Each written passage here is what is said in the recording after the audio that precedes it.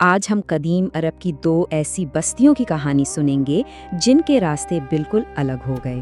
ایک کا مقدر بنی تباہی اور دوسری نے ایک بالکل نئی دنیا کی بنیاد رکھ دی۔ عرب کے دل سے نکلی دو کہانیاں، ایک ایسی سلطنت کی جو اپنے غرور کی وجہ سے مٹ گئی، اور دوسری ایک ایسے عقیدے کی جو مشکلات میں پلا بڑھا۔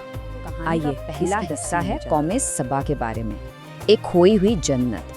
یہ ایک ایسی تہذیب تھی، آپ سوچیں، کہ جس کی خوشحالی کی مثالیں دی جاتی تھیں، مطلب بظاہر ان کے پاس سب کچھ تھا۔ یمن میں یہ قوم آباد تھی، اتنی خوشحال کہ کہا جاتا ہے سونا وہاں مٹی کی طرح تھا۔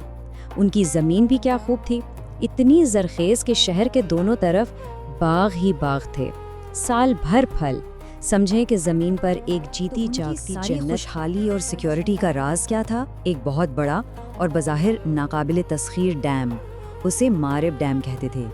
یہ صرف ڈیم نہیں تھا، یہ قدیم دنیا کی انجینئرنگ کا ایک شاہکار تھا، اور یہی ان کی طاقت۔ لیکن پھر وقت کے ساتھ ساتھ سب کچھ بدلنے لگا۔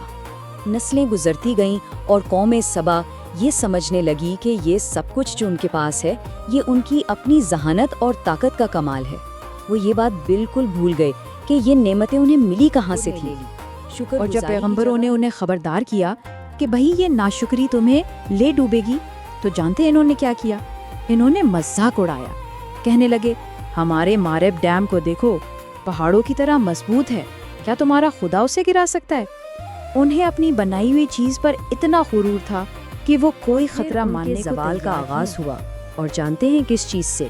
ایک بہت ہی معمولی سی چیز سے۔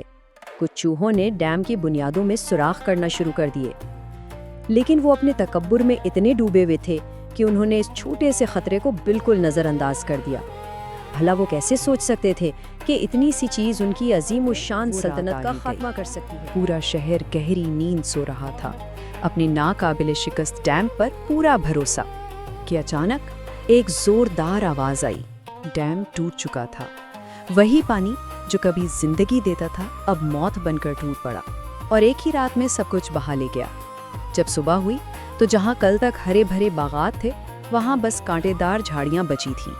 جنت ایک ہی رات میں ویرانے میں بدل۔ اب چلتے ہیں دوسری کہانی کی طرف، ایک پیغمبر کا پیغام اور ایک نئی قوم کا عروج۔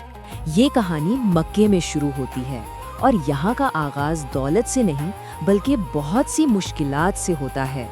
تو یہاں ایک بہت اہم سوال سامنے آتا ہے، غرور ہے نا؟ انسان کو تباہی کی طرف لے جاتا ہے، تو پھر خدائی مدد پر ایمان رکھنے کا انجام کیا ہوتا ہے؟ صدی کا مکہ کیسا تھا؟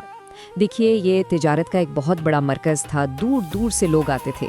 کعبہ کی وجہ سے اس کی ایک مقدس حیثیت بھی تھی، لیکن وہاں بت پرستی کا دورہ تھا، اور طاقتور تاجروں اور پرانی روایتوں اور ایسے ہی ماحول میں ایک نیا پیغام سامنے آیا، ایک ایسا پیغام جس نے پورے نظام کو چیلنج کر دیا۔ یہ پیغام تھا ایک خدا کی عبادت کا اور سماجی برابری کا۔ ظاہر ہے اس نے مکہ کے طاقتور طبقے کے مفادات پر سیدھی چوٹ کی، اور بس پھر کیا تھا، انہوں نے اس کی شدید مخالفت شروع کر دی۔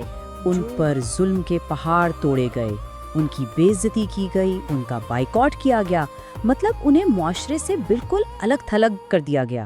اب آپ خود سوچیں، یہ صورتحال قوم سبا کی شروع کی خوشحالی سے کتنی اور اب مختلف کہانی تھی۔ ایک بہت ہی فیصلہ کن موڑ پر آتی ہے۔ یہاں ایمان کی سب سے بڑی آزمائش ہونی تھی، اور خدائی مدد کا ایک ایسا واقعہ پیش آنا تھا جو قوم سبا کے اپنے بنائے ہوئے ڈیم پر بھروسے سے جب ظلم حد سے بڑھ گیا تو پیغمبر اسلام صلی اللہ علیہ وآلہ وسلم اپنے ایک ساتھی حضرت ابو بکر رضی اللہ تعالی عنہ کے ساتھ مکہ چھوڑنے پر مجبور ہو گئے۔ دشمن ان کا پیچھا کر رہے تھے، اور جان بچانے کے لیے انہوں نے ایک غار میں حفاظت کے لیے کوئی مضبوط ڈیم یا کوئی دیوار نہیں تھی، بلکہ قدرت کی سب سے نازک چیزیں کام آئیں۔ ایک مکڑی نے غار کے منہ پر جالا بن دیا، ایک کبوتری نے وہیں گھونسلہ بنا کر انڈے دے دیے۔ جب دشمن وہاں پہنچے اور انہوں نے یہ سب دیکھا تو انہیں لگا کہ یہاں تو کوئی آ ہی نہیں سکتا۔ کہانی کے آخری حصے کی طرف، ایمان کی فتح۔